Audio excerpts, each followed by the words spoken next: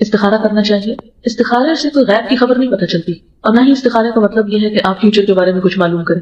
عموماً رواج یہ ہے کہ لوگ کسی سے استخارہ کراتے ہیں اور پوچھتے یہ ہے کہ اچھا آپ استخارہ کر کے ہمیں بتائیں کہ یہ چیز اچھی ہوگی. یہ طریقہ درست نہیں ہے. استخارہ خود کرنا چاہیے. استخارہ کا مطلب ہے خیر کی دعا مانگنا، اللہ تعالیٰ سے ایک طرح سے خیر چاہنا.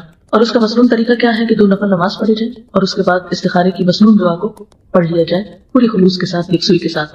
اور اس دعا میں کیا چیز آتی ہے یا الفاظ کیا ہیں کہ اللہ تعالیٰ آپ جانتے ہیں اگر یہ چیز میرے حق میں بہتر ہے، میرے دین کے اعتبار سے، میری دنیا کے اعتبار سے، میری آخرت کے اعتبار سے، تو اس چیز کو میرے مقدر میں کر دے اور اسے میرے لیے آسان کر دے اور اس میں میرے لیے برکت پیدا کر دے.